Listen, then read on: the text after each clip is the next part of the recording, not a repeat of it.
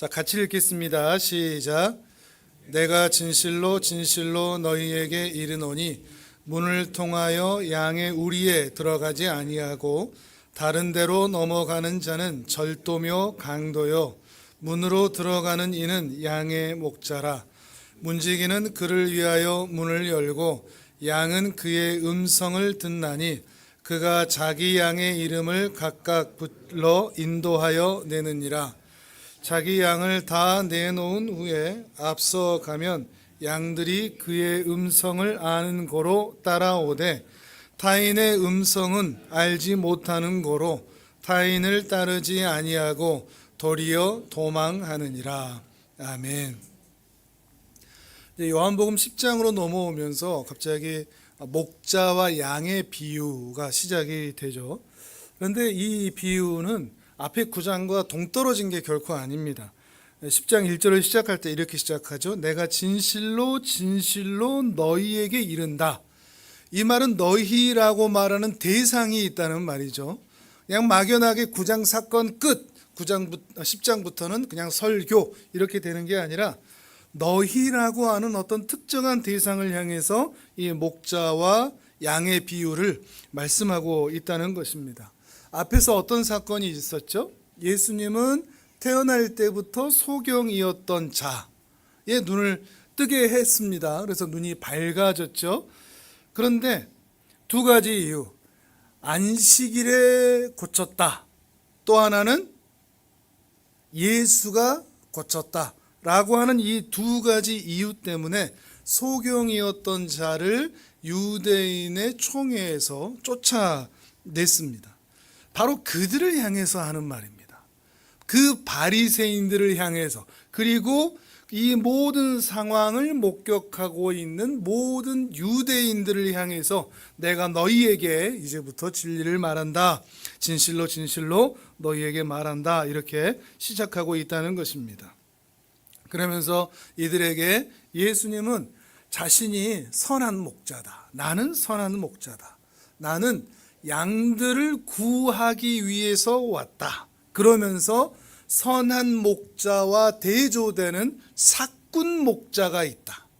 그들이 하는 행위는 모두 절도이고, 그리고 그들이 하는 모든 행동을 보았을 때 저들은 강도일 수밖에 없다.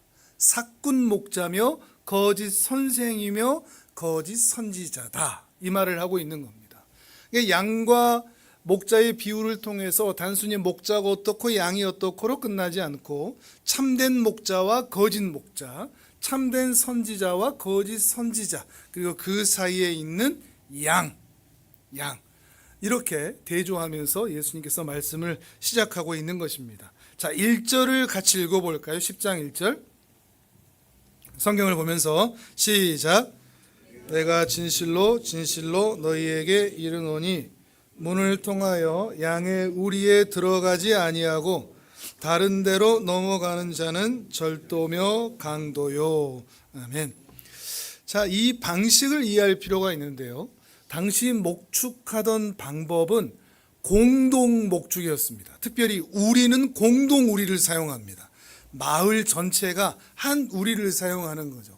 그러니까 낮 시간에 목자들은 자기 양들을 데리고 풀을 뜯기고 먹입니다. 그리고 밤이 되면 마을 공동 우리에 자기 양들을 다 넣어둡니다. 그러면 거기에는 문지기가 있습니다. 공동으로 숙직자가 있는 거죠. 그러니까 밤새 그 양들을 지키는. 아무래도 마을에서 관리하다 보니까 훨씬 더 튼튼하고 높은 울타리를 갖출 수 있게 되는 거죠. 그러면서 마을 사람들이 숙직을 하면서 강도로부터 또 맹수로부터 그 양들을 지키는 겁니다. 3절에 나오는 문지기가 바로 그 숙직자를 가리킵니다. 공동으로 관리하는. 그럼 목자들은 밤에 뭐 할까요? 잠을 잘 수가 있는 거죠. 밤에 편히 쉬었다가 이제 아침이 되면 자기 양을 데리러 다시 그 공동 우리로 가는 겁니다. 이때 공동 우리로 가서 양들을 부르면 자기 양들이 다 알아듣고 자기 목자에게 찾아오는 거죠. 그럼 문지기는요? 문지기는 양들을 맡아놨다가 목자가 와서 부르면 일일이 계수를 하고 숫자를 확인하지 않습니다. 그럴 필요가 없습니다. 왜죠? 자기 양이 자기 목자의 음성을 알아듣고 나가기 때문입니다. 자기 목자가 아닌데 따라가는 양은 없기 때문이죠. 목자도 자기 양을 알고 양도 자기 목자를 안다. 이런 의미에서 설명이 되고 있는 겁니다. 물론 어렵지 않죠. 대단히 깊은 비밀이 숨어 있는 것 같지도 않습니다. 이스라엘 사람들은 이 말이 뭐야, 너무나 당연한 말이잖아, 너 모두가 다 아는 말이잖아, 이런 느낌을 받았을 것입니다. 그런데 이스라엘 백성들이 다 알만한 이런 이야기를 왜 예수님은 하고 계실까요? 바로 이 목자와 양의 비유를 통해서 현재 이스라엘의 영적 형편을 드러내고자 하시기 때문입니다. 9장과 10장 사이, 9장의 사건 이후에 10장에서 목자와 양의 비유를 말씀하시기 바로 전 9장 마지막에 보면 예수님께서 바리새인들의 하신 이야기가 그 연결고리가 됩니다. 자, 성경을 보겠습니다. 9장 39절에서 41절을 읽어보겠습니다. 목자와 양의 비유는 반드시 이 소경의 이야기와 연결이 돼야 되는 거겠죠. 자, 9장 39절에서 41절입니다. 같이 읽습니다. 시작. 예수께서 이르시되 내가 심판하러 이 세상에 왔으니 보지 못하는 자들은 보게 하고 보는 자들은 맹인이 되게 하려 함이라 하시니, 바리새인 중에 예수와 함께 있던 자들이 이 말씀을 듣고 이르되 우리도 맹인인가? 예수께서 이르시되 너희가 맹인이 되었더라면 죄가 없으려니와 본다고 하니 너희 죄가 그대로 있느니라. 아멘. 이제 이 말씀을 풀어서 목자와 양의 비유를 말씀하시는 것이죠. 태어날 때부터 소경이었다. 그리고 그 소경을 고쳤다라는 것은 그저 기적을 행했다, 세상 사람들은 할 수 없는 어떤 놀라운 이적을 행했다 정도가 아니라 매우 상징적인 표현입니다. 예수님께서 소경을 고치거나 병을 고치거나 하는 모든 것들, 귀신을 쫓아내거나 하는 모든 것들은 다 같은 상징을 가지고 있습니다. 예수님은 의도적으로 이 일들을 하시는데, 소경이었던 자라는 것은 하나님께서 태초에 사람을 창조하셨던 그 창조의 원형, 하나님의 형상을 닮은 하나님의 형상으로서의 바로 그 인간 자체, 죄를 짓기 이전의 상태에서 탈락되고 오염되고 훼손된 상태를 가리킵니다. 그렇지요? 눈을 못 보고 있으니까 본래 인간이 가지고 있던 그 모습을 잃어버린 상태를 확인하는 것이죠. 그런데 하나님께서, 성부 하나님께서 성자 예수님을 보내셨습니다. 이것을 회복하기 위해서요. 보냄을 받았다. 이게 뭐라고 그랬죠? 실로암이라고 그랬죠. 실로암. 바로 그런 의미를 가지고 있는 겁니다. 성부 하나님께서 성자 예수님을 보내셔서 이 창조의 원형이 깨진 상태의 인간을 회복시키시는 그 모습, 그것을 보이신 것이죠. 그렇기 위해서 이 땅에 오셨다는 것을 보이고 계시는 것입니다. 인간의 죄에서 회복시키는, 구원하시는 모습이 바로 이런 모습이라고 할 수 있는 것이죠.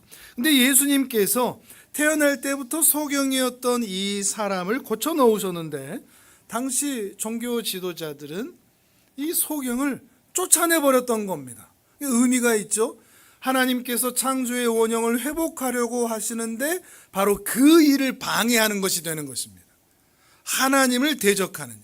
소경을 눈을 떠서 하나님의 자녀로 회복시키고자 하시는 일로 보냄을 받은 하나님의 일을 방해하는 바로 그 사꾼 목자들, 양들을 구원하는데 방해하는 거짓 선지자들, 이것을 이야기하는 것이 바로 목자와 양의 비유라고 말씀하고 있는 것입니다.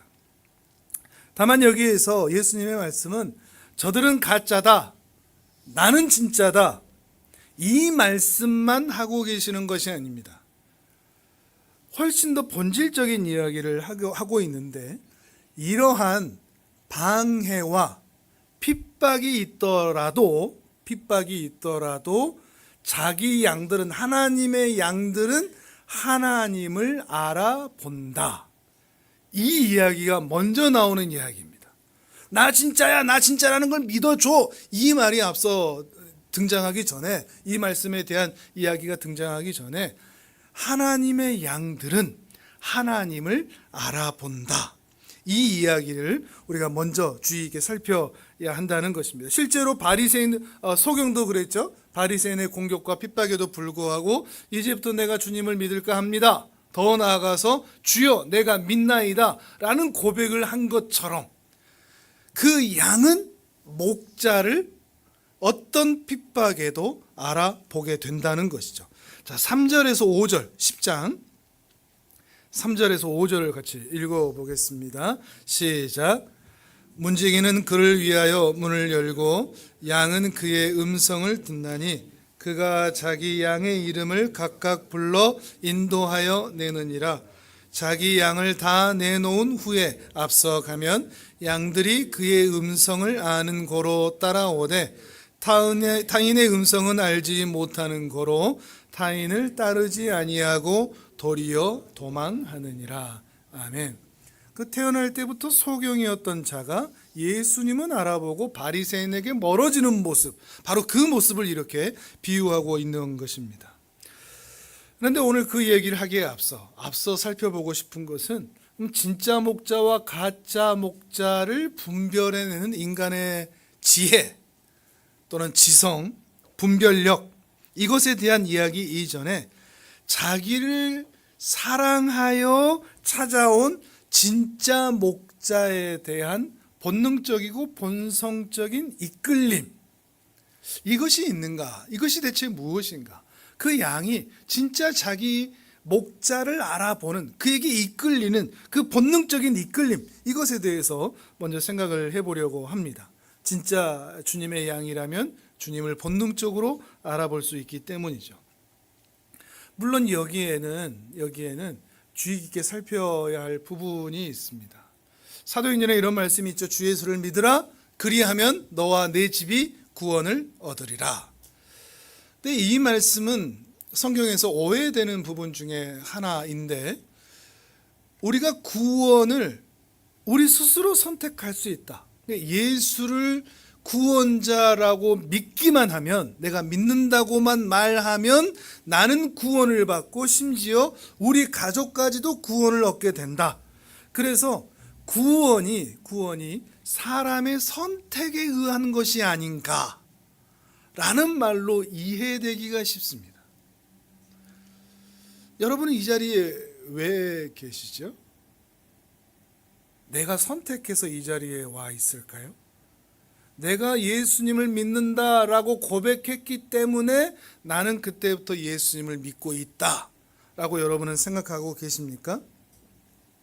구원을 사람 스스로 결정하는 것처럼 말하는 것들이야말로 이 기독교에 대해서, 그리고 구원에 대해서 상당히 오해하게 만드는 일입니다. 근데 오늘 목자와 양의 비유는 훨씬 본질적인 이야기를 우리에게 해주고 있는데, 구원이라는 것은 하나님께서 자기 백성을 찾아오셔서 자기 백성은 반드시 당신의 뒤를 따르도록 한다, 이렇게 보는 것이 먼저이기 때문에 그렇습니다.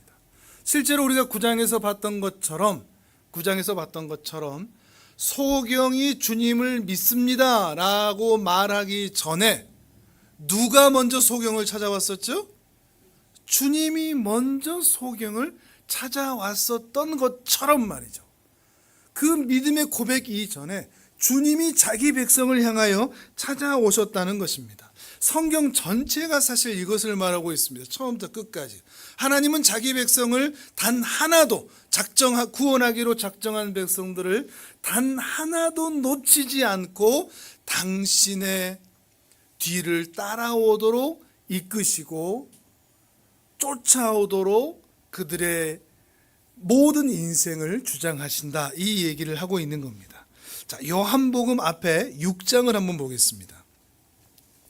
6장 37절에서 40절까지입니다. 요한복음 6장 37절에서 40절까지. 제가 쉬운 얘기를 굉장히 어렵게 하고 있는데 충분히 이해하시면서 따라오고 계시리라고 믿습니다. 의도적으로 일부러 반복을 하고 있습니다. 자, 6장 37절에서 40절입니다. 같이 읽습니다. 시작. 아버지께서 내게 주시는 자는 다 내게로 올 것이요 내게 오는 자는 내가 결코 내쫓지 아니하리라. 내가 하늘에서 내려온 것은 내 뜻을 행하려 함이 아니요 나를 보내신 이의 뜻을 행하려 함이니라.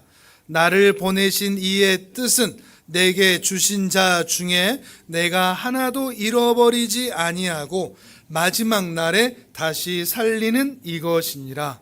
내 아버지의 뜻은 아들을 보고 믿는 자마다 영생을 얻는 이것이니 마지막 날에 내가 이를 다시 살리리라 하시니라. 아멘. 그러니까 예수님은 자기 뜻을 이루려고 오신 것이 아니라 자기 백성을 향한 하나님의 사랑을 완성하기 위해 오셨다, 이 말씀을 하고 있는 것입니다. 그러니 구원을 사람 중심으로 이해하지 않도록 주의해야 된다는 거죠. 그러니까 하나님은 모든 사람에게 구원을 제시했는데 어떤 사람은 믿기로 했고 어떤 사람은 안 믿기로 했다. 자, 맞습니까? 틀립니까? 지금 이 말은 제가 여러분에게 드리고 있는 말이 아닙니다. 어떤 사람들은 이렇게 얘기하는 거죠. 사람이 믿기에 따라서 구원을 얻기도 하고 구원을 얻지 못하기도 한다. 그러니까 구원은 사람의 결정에 따른 것이다. 내가 믿고 싶어서 믿은 것이고 저 사람은 믿기 싫어서 안 믿은 것이다. 어떻게 보면 이게 공평해 보이기도 합니다. 그런데 공평해 보이는 것처럼 보이지만 마치 구원과 운명의 최종 결제자가 누구처럼 여겨집니까? 하나님입니까? 사람입니까? 사람인 것처럼 여겨진다는 것이죠. 그러나 구원은 하나님의 사랑 이야기라는 것입니다. 하나님은 인간이 타락하여 사망의 길로 갈 것을 아셨습니다. 창조하기 이전에 당신이 창조할 이 세상이 하나님을 거부하고 하나님을 대적할 것을 아셨습니다. 그러면 창조를 어떻게 해야 되죠? 중단해야죠. 아니면 전혀 새로운 민족을 만드시든지, 말씀 잘 들을, 그게 우리 인간의 이성 아니겠습니까? 그런데 하나님은 그걸 아셨으면서도 창조를 중단하지 않으셨습니다. 이게 하나님의 구원의 사랑 이야기의 시작이 거기가 되는 것이죠. 그 누구도 이 창조의 계획을 방해할 수가 없고 그 구원의 이야기가 완성되는데 그 누구의 도움도 필요하지 않고 동의도 필요하지 않은 것입니다. 처음부터 끝까지 하나님의 계획에 따라, 주권에 따라 죄인들을 구원하기 위해서 혹 독생자 예수 그리스도가 피를 흘리는 일이 있게 될지라도 죄로 타락한 당신의 백성들을 하나님의 사랑으로 회복하고 하나님을 닮은 인격으로 만들어내고야만은 그 일을 중단 없이 실행하신 것입니다. 이것이 구원이고 이것이 기독교라는 것입니다. 구원은 인간의 선택이나 분별이나 판단이나 선호나 취향이 아니라 처음부터 끝까지 자기 백성을 향한 하나님의 끝없는 사랑이라는 것이죠. 아브라함을 향해서 내가 너로 큰 민족을 이루게 하리라 라고 말씀하시고 아브라함에게 약속하신 그 모든 약속을 다 이루신 분, 아브라함이 이룬 게 아니라 제자들을 향해서 내가 너희로 사람을 낳는 어부가 되게 하리라 라고 말씀하시고 제자들 스스로 사람을 낚는 어부가 된 것이 아니라 하나님께서 그 일을 이루어 가시는 것, 이것이 바로 구원이라는 것입니다. 또는 자기 백성을 향한 하나님의 열심, 하나님의 사랑이라는 것이죠. 자, 성경을 한번 찾아보겠습니다. 이사야 43장을 좀 찾아보겠습니다. 구약 1019페이지쯤에 있습니다. 이사야 43장 1절에서 7절까지입니다. 인간의 경험, 인간의 선택, 인간의 지혜, 이것과 계속 대조시키고 있습니다. 하나님의 주권, 하나님의 사랑, 이 두 가지를 대조시키면서 지금 여러분에게 말씀을 드리고 있습니다. 그걸 확인하시면서 이사야 43장 1절에서 7절, 구약 1019페이지쯤에 있습니다. 하나님이 어떤 강력한 의지를 가지시고 인류에게 말씀하고 계시는지 같이 읽겠습니다. 1절에서 7절까지 시작. 야곱아, 너를 창조하신 여호와께서 지금 말씀하시느니라. 이스라엘아, 너를 지으신 이가 말씀하시느니라. 너는 두려워하지 말라. 내가 너를 구속하였고 내가 너를 지명하여 불렀나니 너는 내 것이라. 내가 물 가운데로 지날 때에 내가 너와 함께 할 것이라. 강을 건널 때에 물이 너를 침몰하지 못할 것이며 내가 불 가운데 지날 때에 타지도 아니할 것이요 불꽃이 너를 사르지도 못하리니 대저 나는 여호와 내 하나님이요 이스라엘의 거룩한 이요 내 구원자임이라. 내가 애굽을 너의 속량물로 구스와 스바를 너를 대신하여 주었노라. 내가 내 눈에 보배롭고 존귀하며 내가 너를 사랑하였은즉 내가 내 대신 사람들을 내어주며 백성들이 내 생명을 대신하리니 두려워하지 말라. 내가 너와 함께하여 내 자손을 동쪽에서부터 오게 하며 서쪽에서부터 너를 모을 것이며 내가 북쪽에게 이르기를 내놓으라. 남쪽에게 이르기를 가두어 두지 말라.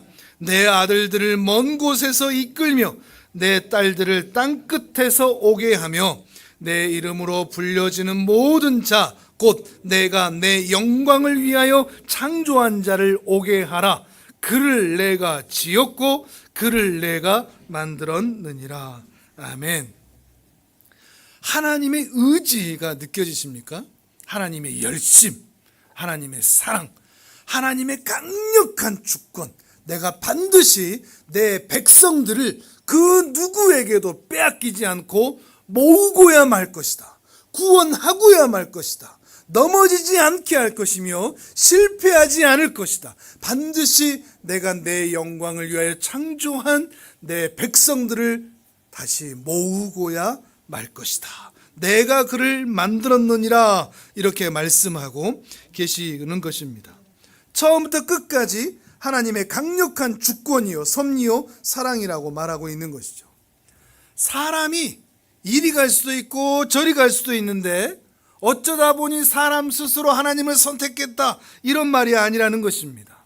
하나님은 우리를 창조할 때부터 우리를 하나님의 자녀로 만드셨고 오늘 우리가 살아가고 있는 모든 인생의 여정은 하나님의 인도하심 아래 있다는 것을 하나님은 강력하게 천명하고 있는 것이죠.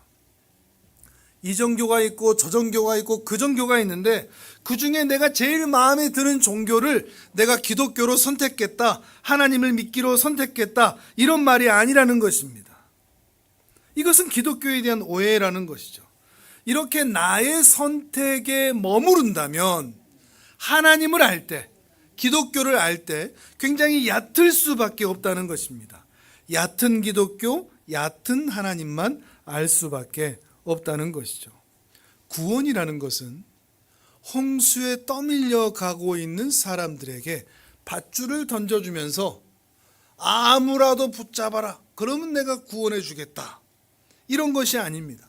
그래서 인간의 힘, 또 그 밧줄을 알아보는 눈썰미, 인간의 실력, 그것에 의해서 그 밧줄을 붙잡았기 때문에 내가 구원을 받은 것이 아니라 구원은 하나님께서 창조하신 자들이 그 홍수 한복판에 있음에도 불구하고, 또는 그 홍수 한복판으로 배신하여 도망가 있음에도 불구하고, 그 배신자들이 있는 그 홍수 한복판까지 찾아오셔서 당신의 백성들을 설득하시고 설명하시고 기다리시고 인내하시면서 반드시 은혜의 자리로 데리고 오시고야 마는 것, 이것이 구원입니다.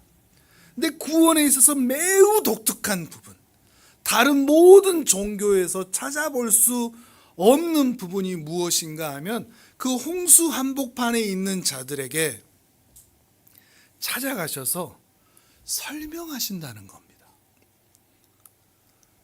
너희들 미쳤냐? 언제까지 이렇게 살 거냐? 이렇게 얘기하면서 확 끄집어서 은혜의 자리로 데리고 오는 게 아니라, 하나님의 나라로 데리고 오는 게 아니라, 그 한복판에 있는 자들, 배신하고 거부하고 대적하는 자들에게 찾아가셔서, 그러면 안 돼. 내가 너를 사랑한단 말이야. 이 자리는 사망의 자리란 말이야. 그러니까 우리 같이 가자. 강제로 끌고 가지 않으신다는 것입니다. 설명하고 설득하신다는 거죠. 강제하거나 강요하지 않고, 내 말을 못 알아듣는다고 무시하지도 않습니다.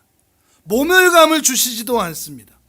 우리 자발적으로 자원하여 우리의 속 깊은 곳에서부터, 네 주님, 이제 제게는 주님밖에 남지 않았습니다.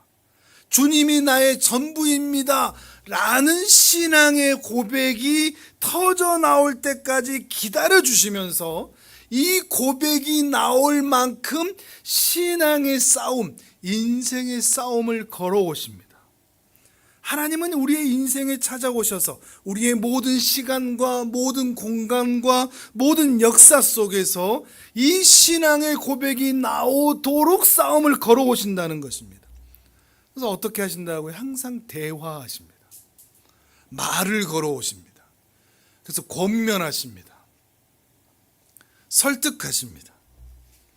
이것이 성경 모든 신앙의 선배들에게 했던 방법이고, 우리 모든 신앙인들에게 하는 방법이며, 또 오늘 우리에게 하고 있는 방법입니다. 근데 사실 답답합니다. 왜냐하면 이렇게 대화하고 설득하는 방법은 결국 실패했기 때문입니다.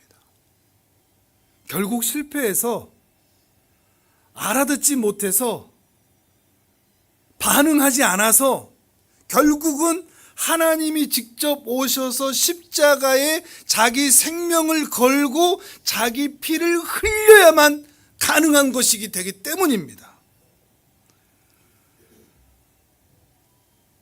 그런데도 자기 말 안 듣고 거부하는 자들을 포기하지 않으시고, 창조의 계획을 취소하지 않으시고, 말 잘 듣는 자들로만 새 인류를 창조하지도 않으셨습니다. 대포 쏴가면서 나 따라오라니까 겁박하지 않으셨습니다. 왜 율법대로 안 살아? 왜 주일 성수하지 않아? 왜 11조 하지 않아? 왜 헌신하지 않아? 왜 내가 하라는 대로 하지 않아? 라고 겁박하지 않으셨습니다. 문 밖에 서서 우리가 문을 열어줄 때까지 두드리셨습니다. 폭력적이지 않으셨습니다. 왜 안 열어? 쾅 하지 않으셨습니다. 안에 있는 우리가 문 열 때까지 기다려 주셨습니다. 함부로 그 문을 두드리고 부수지도 않으셨습니다.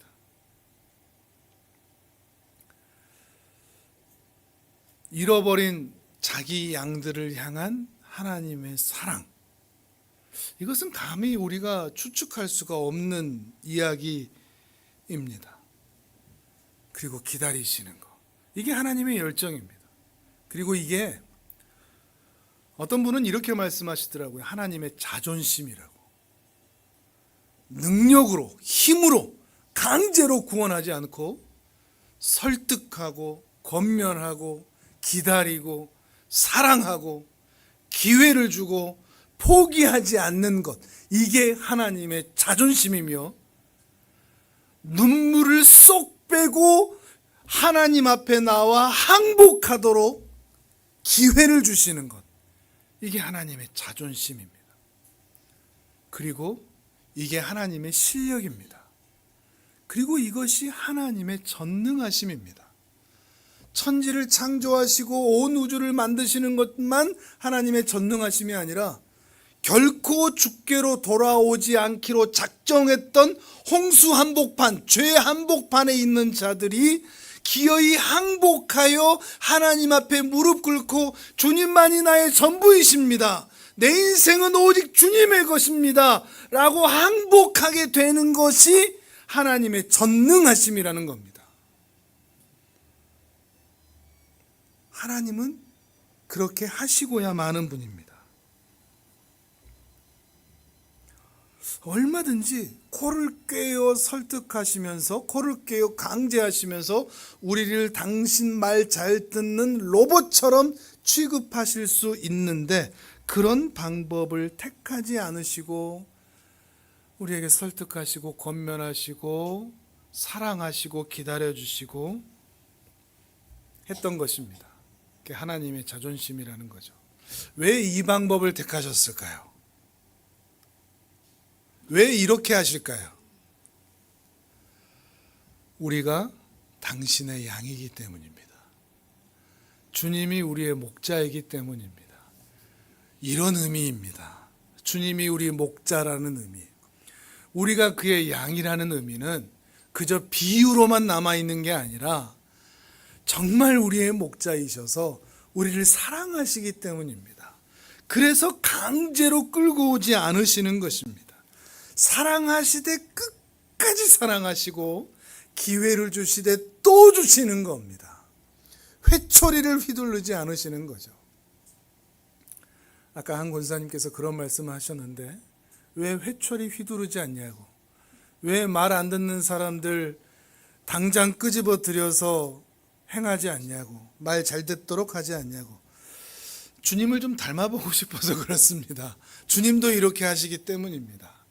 그래서 자발적으로 자원하여 하나님 앞에 항복하여 올 때까지 기다리는 겁니다. 그럼 먼저 온 사람들은 손해 아닙니까? 아니요, 먼저 온 사람들은 그걸 손해라고 생각하지 않습니다. 빨리 와서 너무 기쁜 거니까요. 나중에 오는 사람들이 자발적으로 나올 때까지 먼저 온 양들은 기다려주는 겁니다. 잃어버린 양들을 목자가 찾아올 때까지 말이죠. 이스라엘 백성 내내, 이스라엘 역사 내내 그렇게 하셨습니다. 자, 화면을 보겠습니다. 출애굽기 3장 14절 15절입니다. 출애굽기 3장 14절 15절. 자, 같이 읽겠습니다. 시작. 하나님이 모세에게 이르시되 나는 스스로 있는 자이니라.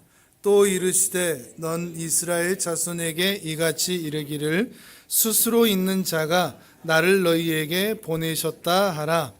하나님이 또 모세에게 이르시되 너는 이스라엘 자손에게 이같이 이르기를 너희 조상의 하나님 여호와 곧 아브라함의 하나님, 이삭의 하나님, 야곱의 하나님께서 나를 너희에게 보내셨다 하라.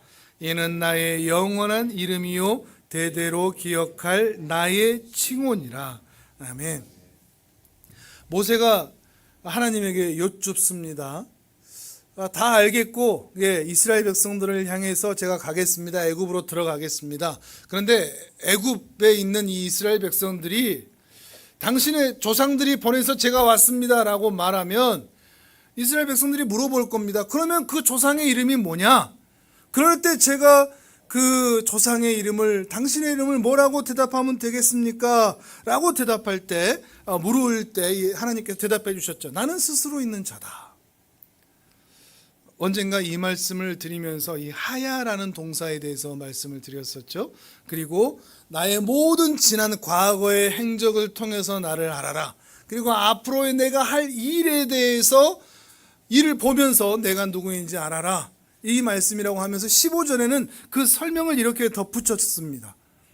나는 아브라함의 하나님, 이삭의 하나님, 야곱의 하나님이다. 이게 여호와, 스스로 있는 자다라는 말씀의 뜻이라고 주신 겁니다. 그러니까 어떤 의미를 가지고 있겠습니까? 아브라함에게 내가 행한 걸 봐라. 이삭에게 행한 걸 봐라.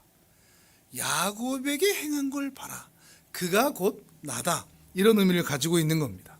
자, 이게 무슨 의미겠습니까?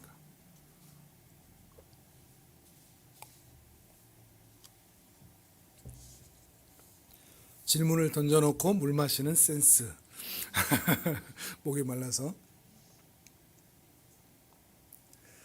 아브라함에게 얼마나 철저한 항복을 받아내셨는지, 백세가 되어 얻은 그 아들을 내놓아라 라고 하니까 아무런 고민 없이, 그게 무슨 기쁜 일이라고, 그게 무슨 즐거운 일이라고 새벽부터 일어나서 3일길이나 되는 길을 가고야 마는 아브라함. 하나님은 이스라엘 백성들에게 이렇게 설명하는 겁니다. 내가 누구냐고?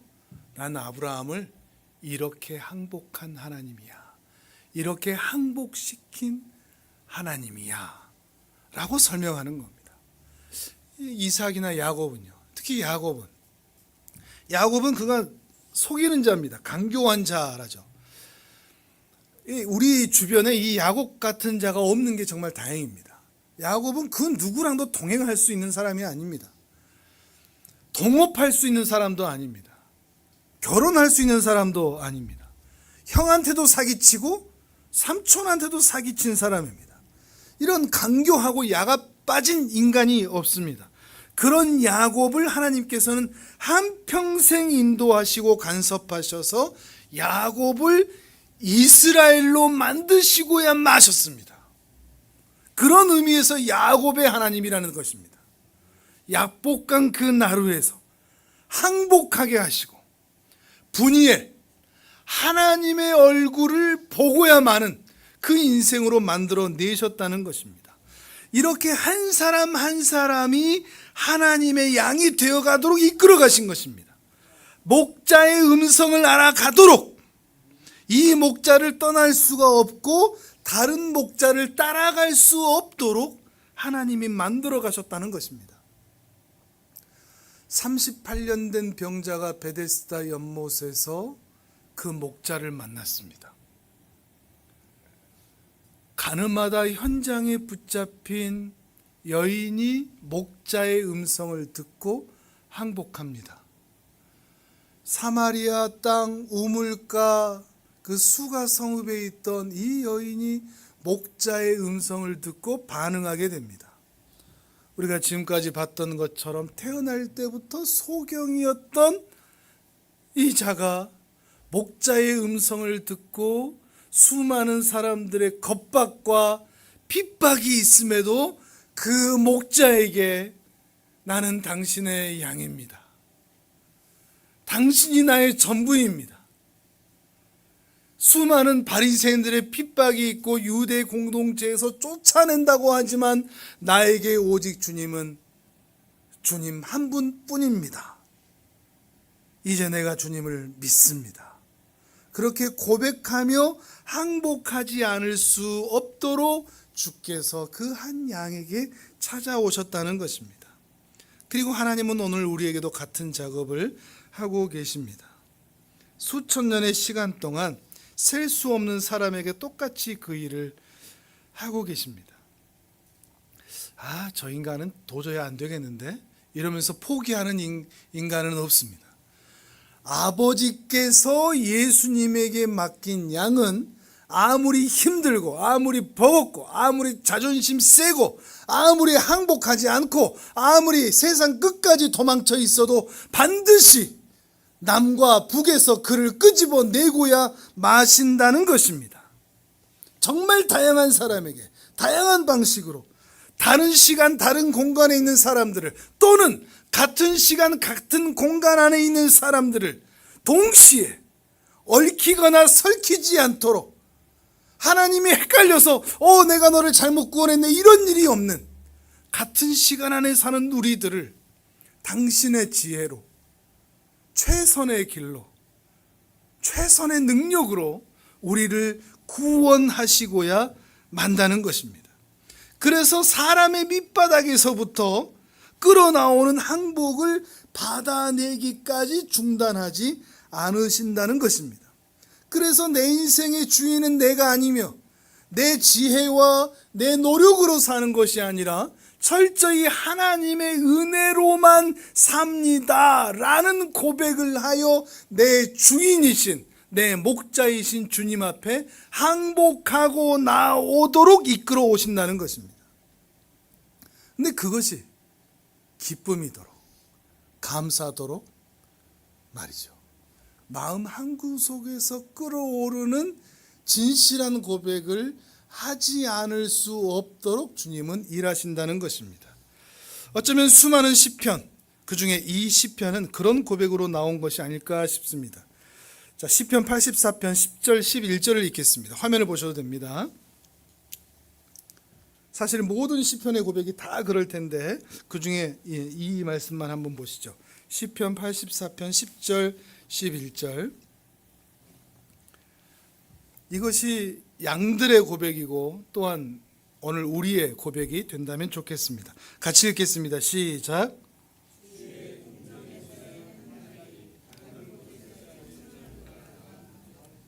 악인의 장막에 사는 것보다 내 하나님의 성전 문지기로 있는 것이 좋사오니 하나님은 해요 방패이시라.